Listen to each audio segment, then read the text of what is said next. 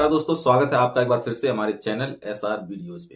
तो यार बात कुछ ऐसी है कि पिछले साल में जो कुछ भाव इन लोगों को तो न्याय मिल नहीं पाया। मतलब हम बात कर रहे हैं अतुल सुभाष की।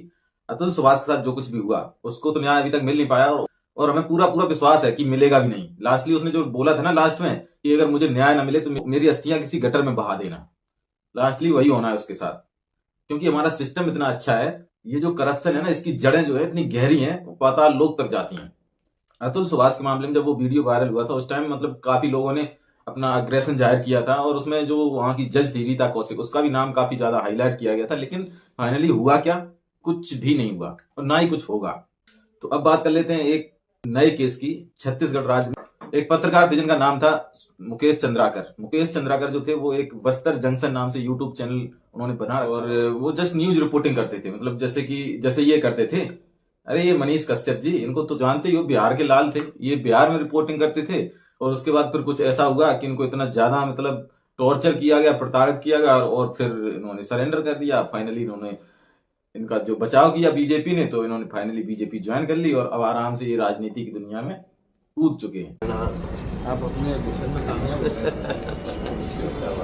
इन लोगों की वजह से ही मैं जेल से निकल पाया। मेरा बुरा दिन जो है मेरे जिंदगी का खत्म हो पाया। बट ये मुकेश चंद्राकर जो थे ये भी काफी दिनों से मतलब न्यूज की रिपोर्टिंग कर रहे थे और इनको कई बार पहले भी धमकियां मिली। जो जिस तरह की पत्रकारिता करते थे उनको भी ये एहसास था कि हो सकता है किसी दिन उनको इसकी कीमत भी चुकानी पड़े। हो सकता है किसी रोज उसका कर्ज भी चुकाना पड़े मुझको, तो चुकाने को हम तैयार बैठे हैं। बट ये मुकेश चंद्राकर जो थे ये भी काफी दिनों से न्यूज की रिपोर्टिंग कर रहे थे और इनको कई बार पहले भी धमकियां मिली। इनकी बहुत सारी अच्छी चीजें हमें सुनने को मिली, जैसे कि एक बार सुकमा के पास में कहीं नक्सली हमले में 20 सीआरपीएफ के जवान शहीद हो गए थे और 35 के आसपास इंजर्ड हो गए थे। उस टाइम अपने पास एक जवान को उन्होंने बंदी बना के रख लिया था नक्सलियों ने। और जब नक्सलियों ने बंदी बना के रखा तो सरकार कुछ भी कदम उठाने से डर रही थी। सरकार को यह डर था कि कहीं अगर कुछ हमने इसके अगेंस्ट में कुछ ऑपरेशन किया, उसको छुड़ाने की कोई कोशिश की, तो नक्सली कहीं अपने बचाव के चक्कर में उसको मार न दें। तब ये जो पत्रकार थे मुकेश चंद्राकर, इन्होंने सब प्रशासन से अप्रोच की और बोला कि एक बार मुझे मौका दो। ये खुद गए अपने रिस्क पे और वहां पे नक्सलियों के साथ इन्होंने अपना कन्विंस किया उनको कैसे भी करके, और वहां से जो सीआरपीएफ के जवान थे उनको सही सलामत अपनी बाइक पे बिठा के वापस ले आए। इनके बारे में सुनने को ये भी मिला है कि मतलब जो लोग गरीब रहते थे या जो सब जगह से प्रताड़ित होते थे, जिन्हें न्याय नहीं मिलता था, जैसे पुलिस प्रशासन की तरफ से कोई परेशान हो रहा है, तो वो लोग इनके पास अप्रोच करते थे और एक उम्मीद लेके आते थे कि शायद ये हमारी कुछ मदद करें, और ये करते भी थे। तो इन्होंने किया कि एक्चुअली छत्तीसगढ़ में एक कोई रोड बनी थी जिसकी लागत थी लगभग 125 करोड़ के आसपास। तो इन्होंने क्या किया, उस रोड की जो गुणवत्ता थी, वैसे भी जो सड़कें हमारे देश में बनती हैं उनकी गुणवत्ता हम लोगों से छुपी हुई नहीं है। तो जो सड़कें बनती हैं यार, उनमें क्या है ना, सरकारी रुपया मिलता है। तो जो ठेकेदार रहते हैं, सरकारी ठेकेदार जो रहते हैं, उनको चाहिए होता है उनमें मोटी कमाई। तो मोटी कमाई के चक्कर में वो सड़क जो थी उसकी गुणवत्ता बहुत ज्यादा खराब थी। इन्होंने उसको अपनी चैनल पे एक स्टोरी पोस्ट कर दी और उसके बाद उस पर जांच बैठ गई।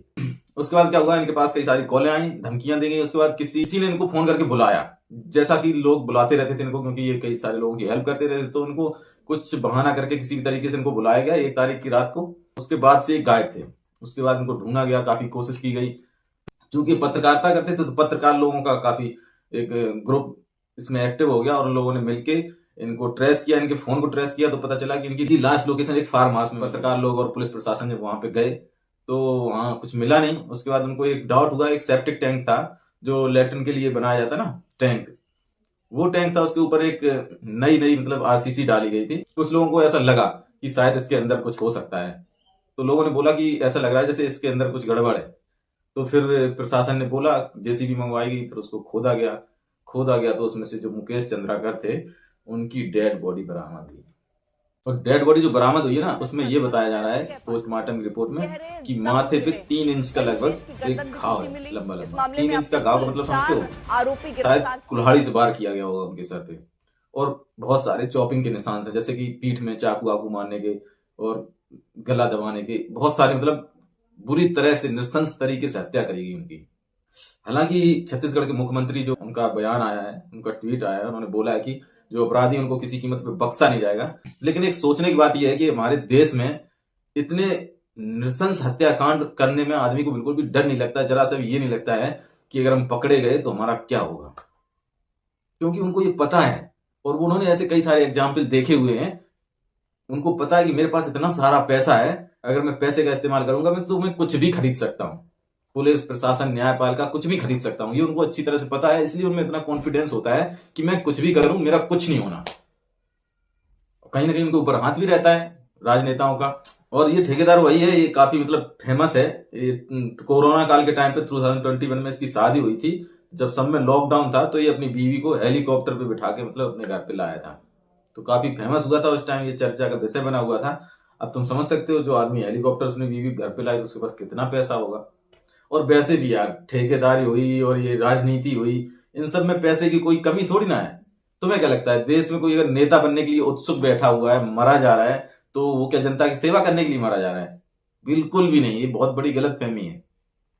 जनता की सेवा करने के लिए नहीं मरा जाता है, वो इसलिए मरा जाता है क्योंकि उसे चाहिए अथाह धन, अथाह संपत्ति, ताकि उसकी आने वाली पीढ़ियां जो है ना, सैकड़ों पीढ़ियां आराम से पड़े पड़े खाएं, किसी प्रकार की कोई टेंशन न रहे। इसीलिए लोग नेता बनना चाहते हैं, तुम्हारी सेवा करने के लिए नहीं बनना चाहते हैं। और चूंकि ये मामला पत्रकार से जुड़ा हुआ था, तो पत्रकारों का एक ग्रुप इसमें बहुत ज्यादा एक्टिवेट हो गया, जिसकी वजह से मामला इतने जल्दी पता चल गया। नहीं तो वो लाश जो थी गटर में डाली गई थी, सीवर में डाली गई थी, वो लाश वहीं पड़ी पड़ी सड़ जाती और किसी को पता भी नहीं चलता।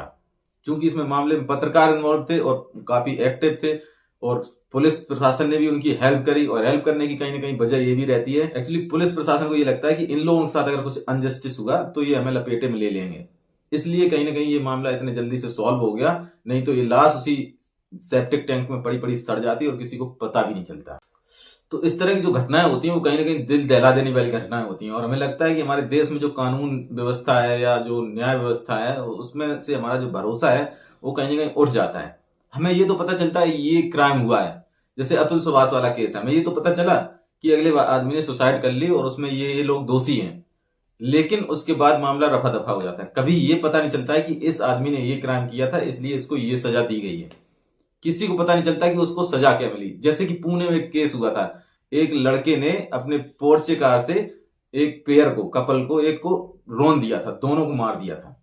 उसके बाद हमें ये पता चला कि उसको ये हुआ, लेकिन उसके बाद क्या हुआ, उसको क्या सजा मिली, वो अभी कहाँ है, ये किसी को पता नहीं है। तो ये जो मामले हैं ना, इतने सीरियस मामले होते हैं, उसके बावजूद भी हमें ये पता नहीं चलता कि आखिर इसका हुआ क्या है। तो कहने का मतलब ये, मेरा ये मानना है कि इस तरह के अगर क्राइम होते हैं तो उनमें पुलिस को बहुत ज्यादा सक्रियता दिखाने की जरूरत है, और ऐसे लोगों को पकड़ के लाओ और एक एग्जाम्पल सेट करना चाहिए। और एग्जाम्पल कैसे सेट करना चाहिए, जैसा कि वैसे ही एग्जाम्पल सेट करना चाहिए जैसे कानपुर में जब विकास दुबे ने पुलिस वालों को मार दिया था, उसके बाद जब ट्यूब ही पलटी थी। इस तरह की जब तक एग्जाम्पल सेट नहीं किए जाएंगे तब तक हमारे देश से क्राइम और रेप जैसे केसेस कभी बंद नहीं होंगे। हमारे देश में ठेकेदार इतने दमदार हो गए हैं, इतने पावरफुल हो गए हैं कि मतलब वो कभी किसी डीएसपी के ऊपर ट्रक चढ़ा देते हैं, कभी किसी पत्रकार को मार के उसको सेप्टिक टैंक में डाल देते हैं। मतलब ये चल क्या रहा है? नहीं कोई सिस्टम है यार, किसी का डर है, भय है, कोई कानून व्यवस्था है या नहीं है? सब खत्म। खैर देखो, देश की जनता का ये हाल है, जनता बहुत ज्यादा बिजी है और जनता ये कहती है कि मुझे फर्क नहीं पड़ता। खैर जो कुछ भी हुआ बहुत गलत हुआ। फिलहाल पुलिस ने 3 लोगों को गिरफ्तार किया है और वो 3 लोग फिलहाल पुलिस कस्टडी में। और हम उम्मीद करते हैं सरकार से, छत्तीसगढ़ की सरकार से और वहां के पुलिस प्रशासन से, कि इस मामले में एक अच्छा सा न्याय होगा, और ऐसा न्याय होगा जो एक एग्जाम्पल सेट करेगा, ताकि कोई भी ऐसा करने से डरे। और जो हमारे देश की आम जनता है, जो गरीब लोग हैं, उनका जो ट्रस्ट है वो न्याय व्यवस्था में और पुलिस प्रशासन में हमेशा के लिए बना रहे। तो आज के लिए इतना काफी है, मिलते हैं नेक्स्ट वीडियो में, तब तक के लिए